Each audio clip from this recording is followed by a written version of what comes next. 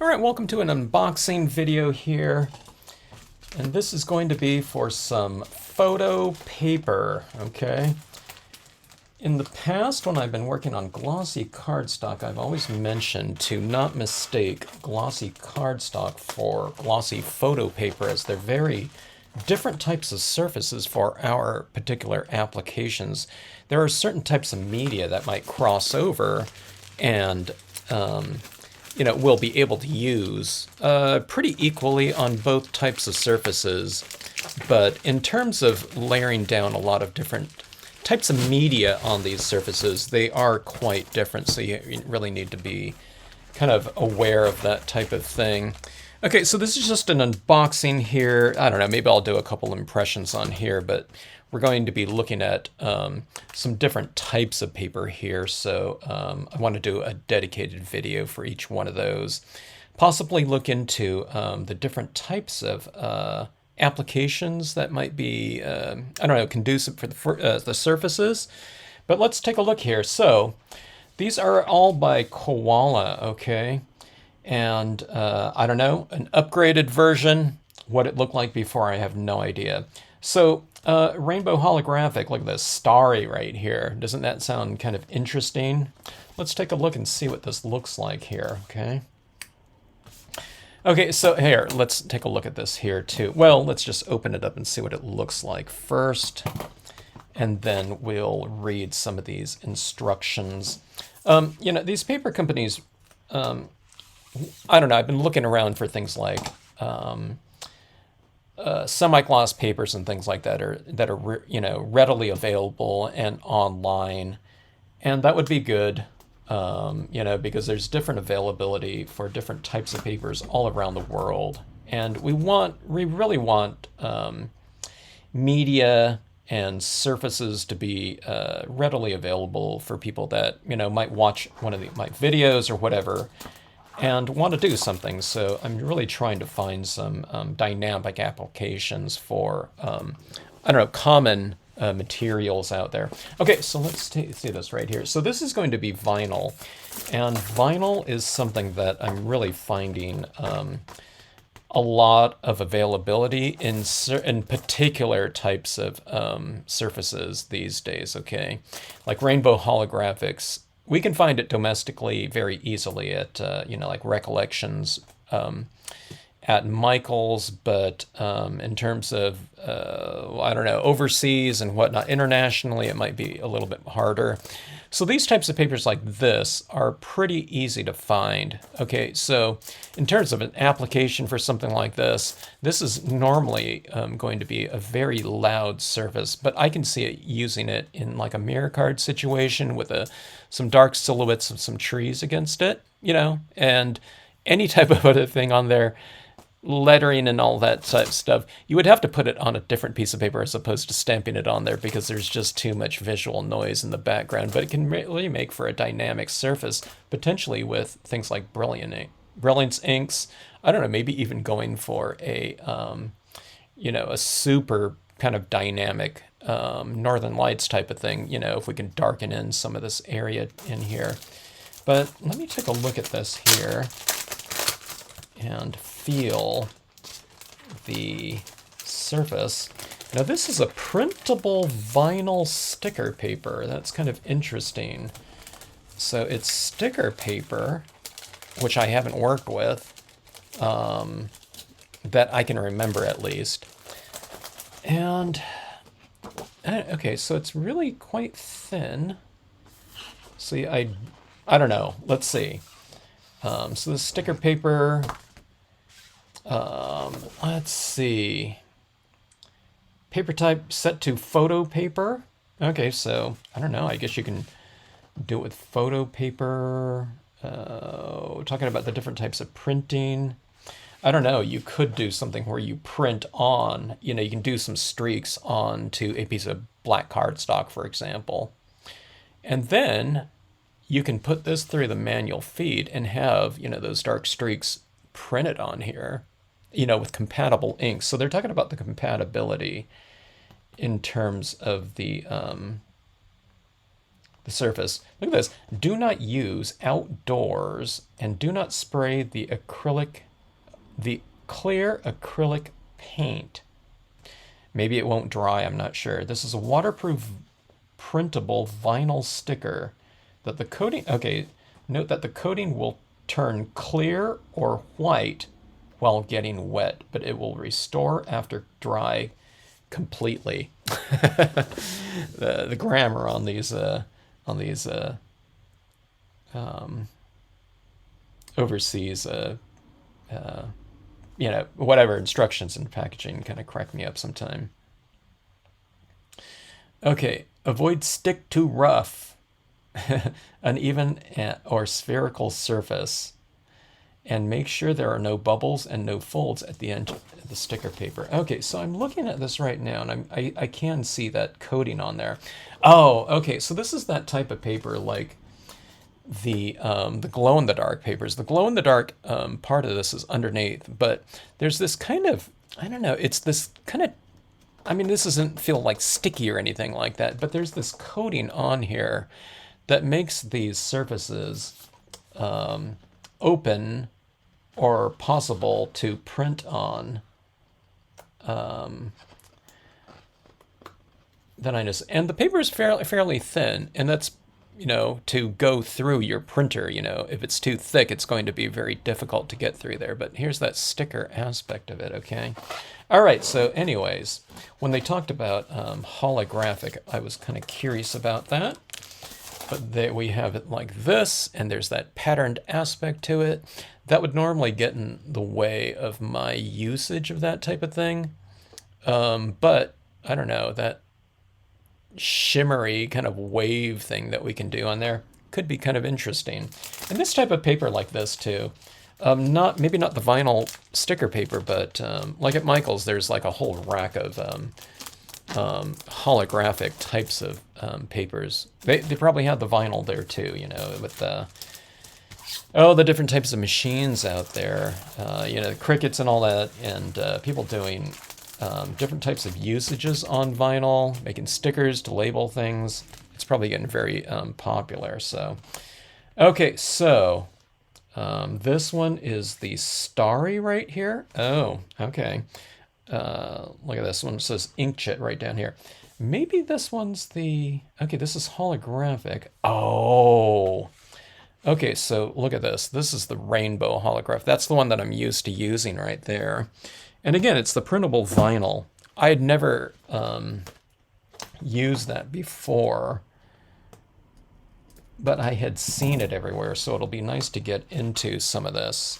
But let's take a look and see how holographic it is, and it looks pretty good. Okay, that is a little bit different. This is the Recollections one. Okay, here, let me take it out of the pack so we can see it without this plastic coating over the top of it. But this one, if we can use it, this one has the potential too. Okay, let's take a look here. All right, so let's see. Now keep in mind, this is cardstock right here, okay? It has this coating on the back, so this one's a little bit more malleable, you know?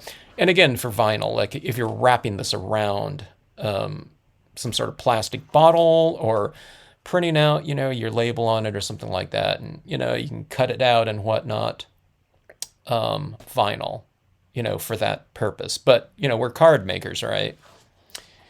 I don't know, but I guess you can do something on here, though. You can stamp something on here, potentially in like a StazOn ink or something like that. You can use a scan and cut or something. I don't know if the scan and cut, with the scan and cut, you know, the that reflection in there, that holographic aspect to it kind of interfere with the cutting of it, or it recognizing like an outline. I don't know. It might, but it seems like it'd be pretty interesting. So it's a little bit of a different surface like that. So here's 3 different types of rainbow holographics. This one was the old chrome coat one, out of print, discontinued. But I'd say it's a little bit more, it's a little bit closer in terms of the, you know, the reflective quality and that holographic nature to it than a little bit more of the mellow one with the Recollections. I like both. You know, I've grown to like this Recollections one a lot and to really appreciate it in terms of just this kind of more, I don't know what you would call it. It's more of a muted version of it. With these ones that are a little bit louder, they're more dynamic, but sometimes you have to kind of mute them out a little bit just to kind of mellow them. Look at this. I put a little dent in it, just kind of bending this around like this. But I don't know, the sticker aspect of it, would I utilize that? I'm not sure. You know, sometimes I mount these on the inside of a card for mirror cards, but maybe this one, like here, you just stamp on it and then peel it off in the back and apply it like a sticker and have a, you know, kind of a you know, a thinner kind of a, I don't know, surface to use in that type of application. Okay, so this one right here is going to be, I don't know, kind of on my to-do list. All of these, really, but I don't know, this one gets me excited. Okay, so let's take a look here. We have the Glossy, let's see, Stone City on any iron surface. Oh! I didn't even read this right here. I was thinking, I don't know, I was just starting from the top. Inkjet printable magnetic sheets, okay? So, you know, we can do like little magnetic types of things and put them on a fridge. You know, this, to me, this type of thing right here, magnets, what do I think of when I'm doing something like that? Kids projects, right? So these things are pretty tight to get it out of. Let me see, like here. After sales service, okay. This company is really good. It's like, I noticed on their site, it's like, if you have any problems, you just notify them. And I don't know, I haven't experience with doing that, but it seems like they really stand by their stuff. Okay, so ink smudging, please check the printer, is a dye-based ink, okay, to print on here.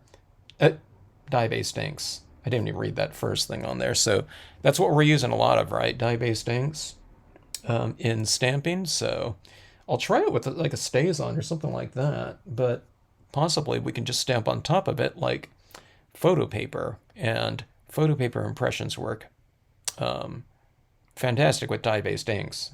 No problem. You don't need a specialized ink like a StazOn to go on there. So, okay, the magnetic sheet is printable, so it's not as thick as a non-printable magnetic sheet, okay? So, you know, it's designed to go through your paper feed, preferably, probably, if you have the manual feed, so it's just going straight through as opposed to going through all the gears and things like that and around the different corners. So let's take a look and see what this looks like. There's so many different types of papers out there these days that, I don't know. I'm always pretty surprised at all this. Okay, let's see here. Okay, it has that black magnetic stripping on the back like I'm used to. Oh, I can't pull out one sheet because it's magnetic, so it's sticking to the other one. So let's see here. Let's try like that. Okay. All right, so here's the surface like that. Magnets on the refrigerator and whatnot, okay? So nothing much to look at here. We'll see about it, accepting the ink and whatnot. But yeah, totally, you know, awesome for like a kid's project. Here, let me put this on upside down here.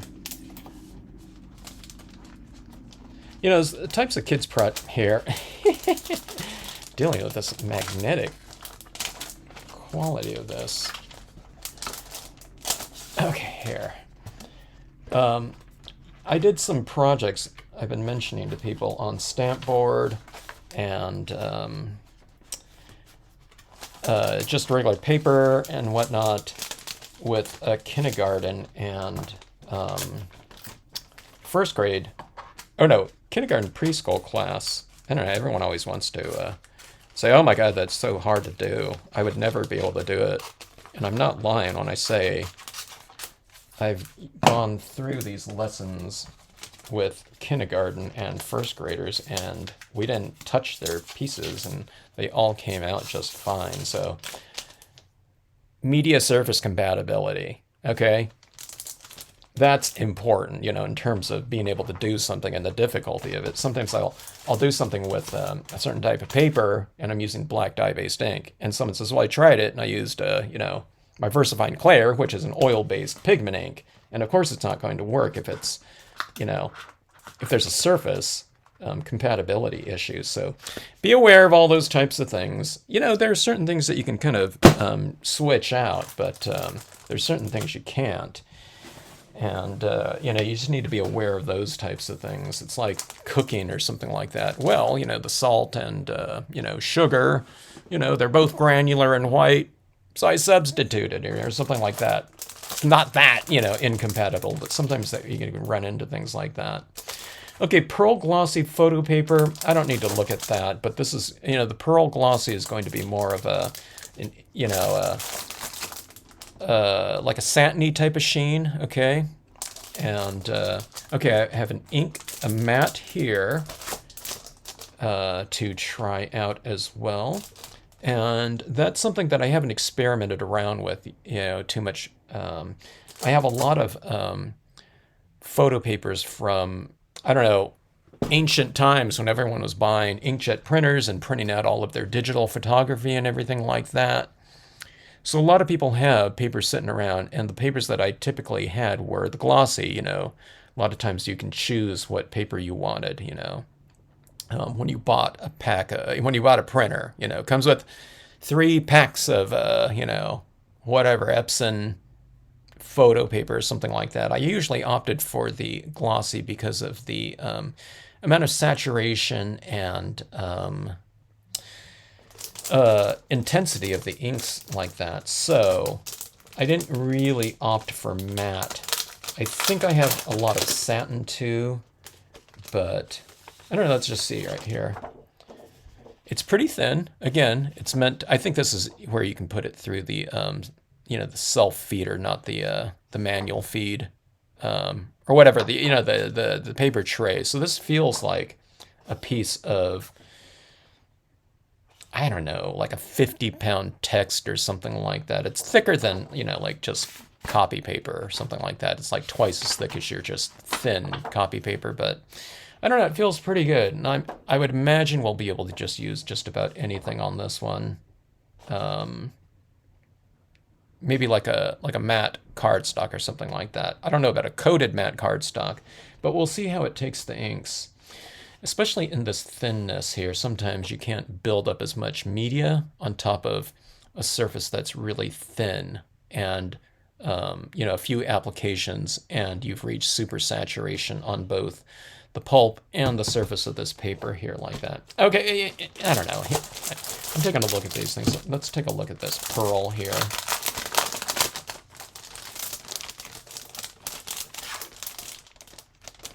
Okay, so this one's a 30-pound, okay? Okay, I didn't even look at these things. 30-pound or 115-gram, 34-pound. Okay, so this one's going to be even thinner here. They do have thicker ones, too. Okay, let's see here. Oh, this is not. This is super interesting. This is like a pearlescent paper. When they said pearl, I was thinking satin, but this is clearly a more radiant surface like that. This is more akin to like something like a pearlescent paper that they have at like Kelly Paper, or like a star dream. But this one's not. This one's, I don't know, this one's a little bit different. All right, so we have our work cut out for us in terms of trying this out. This one right here could be pretty dynamic. It's real silvery and shimmery like that. Can you imagine like a water scene with you know, your lighting reflecting off of it, or a sky or something like that? All right, so okay, it looks like some pretty cool stuff here. We'll get around to trying some of it out. And I'm doing some Halloween things right now.